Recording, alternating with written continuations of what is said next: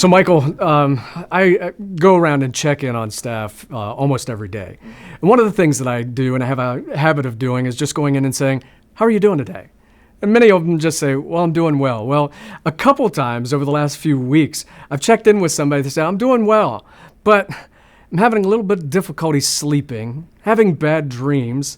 I'm not really getting enough rest, and I find myself a little bit agitated." And I'll just reflect back and go, "So that's well?" And my task is, what can we do to become better aware of what's going on within us? Yeah, and it really, self-awareness is, to me, the key that makes everything go. If you do any type of like reading and on literature or in books about resilience, what they'll tell you is that the driving force to resilience is optimism. And I wholeheartedly agree that optimism is a huge piece to resilience. But to me, you have to be able to be aware of what's going on, particularly within you. So like the whole self-awareness piece. And recently I've added a second part to the self-awareness piece. So self-awareness is recognizing what's going on in me, but then also having awareness of how others are perceiving me in a certain situation or in a given moment as well.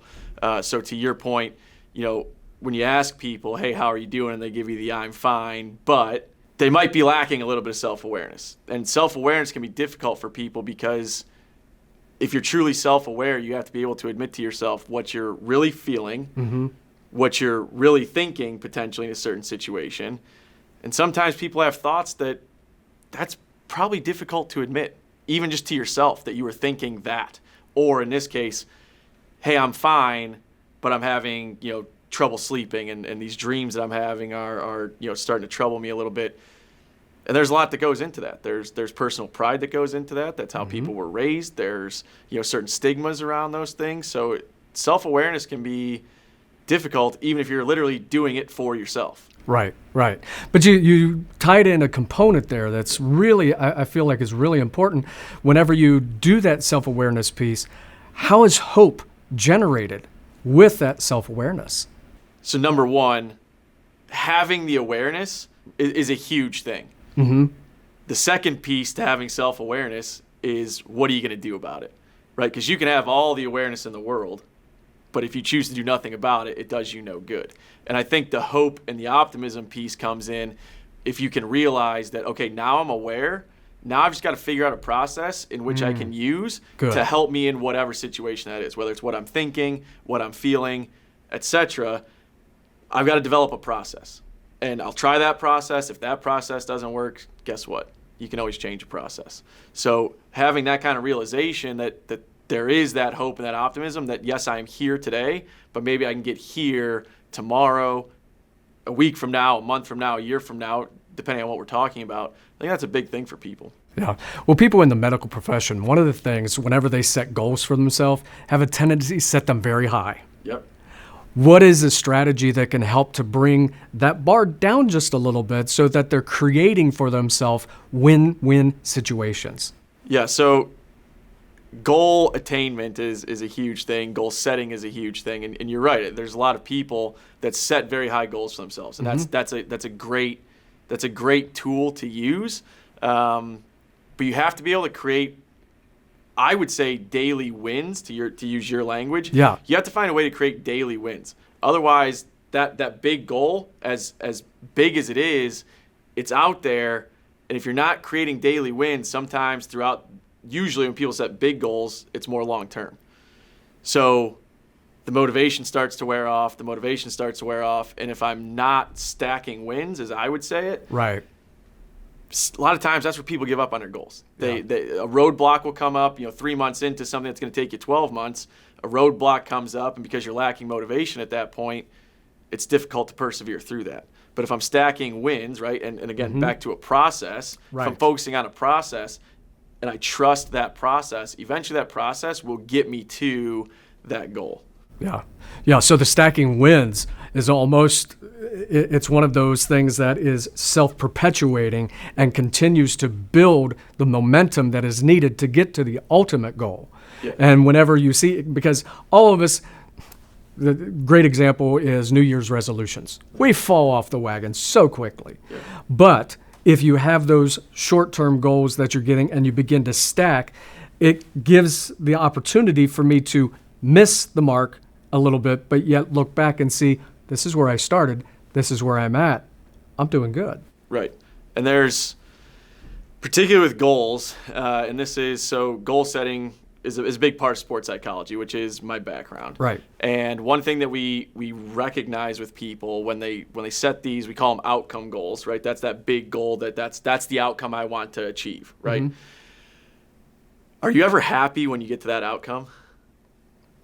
Very, very rarely. And even if you are happy, how long does that happiness really last? Oh, short term. Short term. And yeah. Usually what happens is okay, I achieved what I wanted to achieve, mm-hmm. and what do people want? They want more. They want more. I hate to tell you, but with most things, you're always going to want more. Right. If you can teach yourself to fall in love with that process, right? And I'm stacking these wins day to day to day to day over a long period of time. Number one, if you're doing that and that process is the right process, guess what? You're going to get to your outcome. You're probably going to surpass your outcome to levels at which you probably didn't even think of when you set that outcome goal to begin with. Mm-hmm. And now your motivation is not tied to an outcome, it's tied to a process. Yes. Which now you continue to do that process day in, day in, day, right? So a lot of people like to talk about motivation. A lot of it, to me, goes back to discipline. If I'm doing these things on a day-to-day basis, eventually I'm going to get to where I want to be. A good example of this is working out.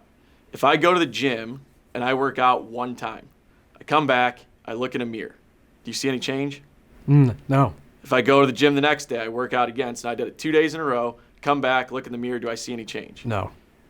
But if I keep doing that every day for 6 months, and I look in the mirror, or I take a before and after picture, before 6 months, now after 6 months, and I compare those two, now do you see change? Yes. And you can't pinpoint what day your body changed. Right. It's, I had trust in the process. There's that hope and optimism again. Mm-hmm. I had trust in the process I was taking, and eventually I'm going to get to where I want to be. And like I said, oftentimes you see people surpass it versus people set a goal and then they get anxious about the goal that they set, particularly if time starts going by. Hey, I wanted to achieve this in a month, and now 3 weeks have gone by and I haven't seen very much progress. Mm-hmm. And I start getting anxious. Yeah. Right?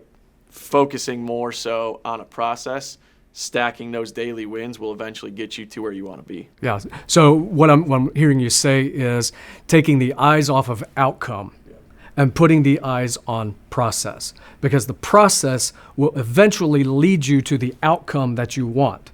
But if you focus on the process, what that does is it generates the motivation, it generates the hope, it keeps you going. Whenever you're looking at the outcome sort of is self-defeating.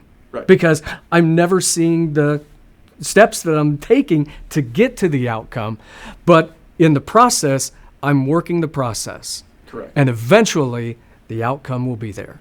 Yeah, and think of those when you celebrate, particularly if you start celebrating those small wins. Yeah. Think about what that does to you. I mean, let's face it, these last 2 years have been difficult, particularly on a healthcare population. Yes. And there have not been a lot of wins in that 2 years. Let's be honest. Yes.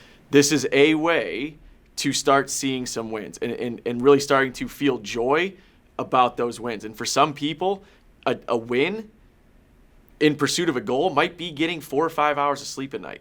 Right. That's a start. Yes. But if I can experience some joy because I got 4 or 5 hours of sleep last night, hopefully that sets me up better today, and we start moving that process down the road, and eventually you get to bigger and bigger wins.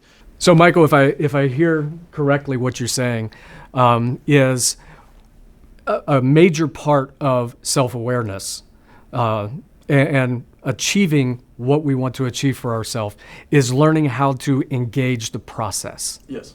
Yeah. Putting aside the outcome and looking at the process and committing, being disciplined in the process, because ultimately that process is going to get us to the outcome that we desire. Correct. Excellent.